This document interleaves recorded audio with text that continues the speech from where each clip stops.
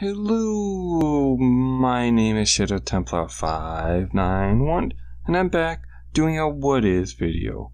For those who don't know what my What Is videos are, they're impression-y beginner's guides videos that I do on a certain game. As you can see, I am doing it on the Walking Dead game based on the comic book.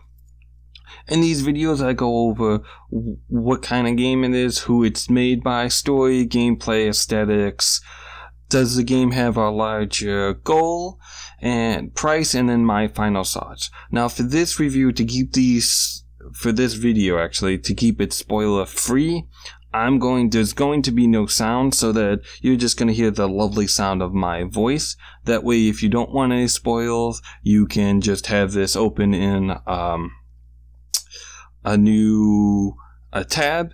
Right now, as you can see, or not, you get a choice between standard and minimal. Standard basically gives you a bunch of hints of what you should try to interact with. Minimum doesn't.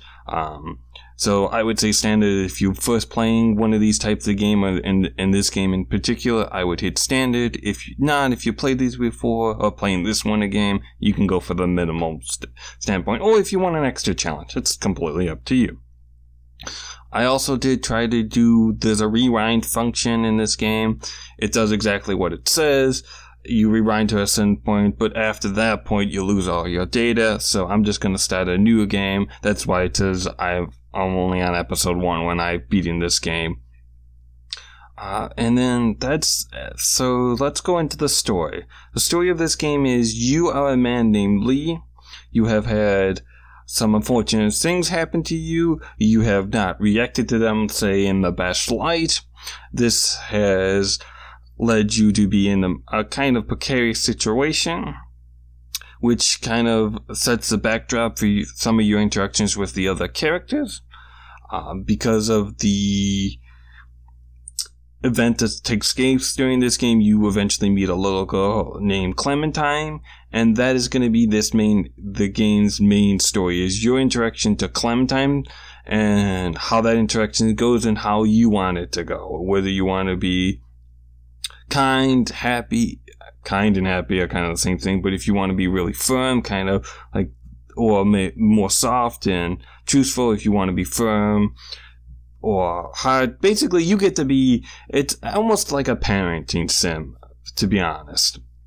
And then this game kind of focuses on, unlike other adventure games, which this is a part of, it focuses on more story building than inventory, and that's really the main thrust of the game. For the gameplay, you're going to basically have a WASD, and then the 1, 2, 3, 4, and I think maybe even 5 control numbers are going to be used to select items in your inventory or select dialogue options. Is if you're watching, you just saw. If not, you now know. And that's really the gameplay and the controls right there.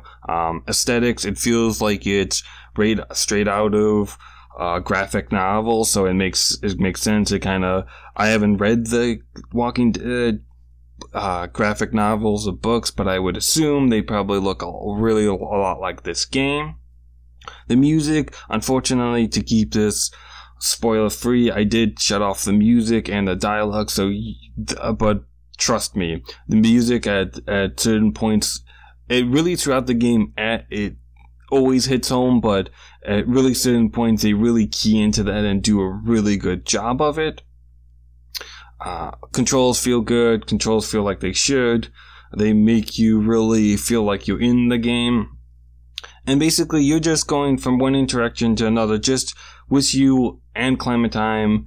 First you, and then once you meet Clementine, just trying to figure out the best course of action to basically be the pseudo father figure, the pseudo parent figure that she doesn't have right now, and just try to really look after her till you can either get to her parents or find some really way to make sure that she's going to be okay. And I would say, unlike a lot of other games, this really accomplishes its goal of making you feel for the characters, their interactions, what they have to do, what they go through, your choices. I mean, I can't say, you know, it's been quite a while, I would say, that I felt for as many characters in this game than I have. Usually I'll maybe like 1 or 2 characters in a game, but I gotta say, in this game, except maybe 1 character, and he kind of turns around at the end, if you keep him,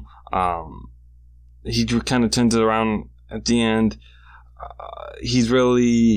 I really felt really attached to these characters and really in their shoes and understood where they're coming from, and at the same time kind of at some points mad at what they did, why they did it, how they did it.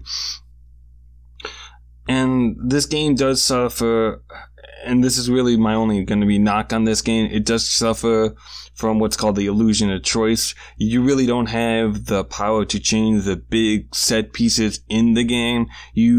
What's going to happen is going to happen. You more or less change the minor pieces to the game. And I know for a lot of people, that's going to feel like false advertising, or that's going to take them out of the immersion. For me, going into there, I didn't really focus on too much, so I was really able to get in the character's shoes, not only Lee's shoes, but the other characters like Clementine's and the other ones that you meet, and kind of really get a feel for the world and what these characters are going through. So my final thing is, really, if you can get over that hump and really get into the character's shoes, skin, however you want, whatever metaphor you like, I think this really is one of the best story games. Obviously, I think it does suffer from, just like Call of Duty and Madden with the later iterations, that it doesn't really iterate much. It kind of does the same thing it does. But for an entry-level person just getting into this game, I think this is the perfect one to do it for. This is the season 1. There is a season 2. Just to put that out there, I should have said that sooner. Price-wise, I would say $10 most, just because it is a digital-only game, and my rule of thumb is $10 just because you don't own the game, so it can get taken off the store. And if you lose $10, it does hurt, but it's not like $40 or $50. So that's my rule of thumb on price. That's why I usually, if you watch my other videos, that's kind of where I am on price. As for a physical game, sure, more, because even if they take it down, you might be able to mess with files to get it back up and working without, Steam, or if Steam ever goes down, or whatever game it is.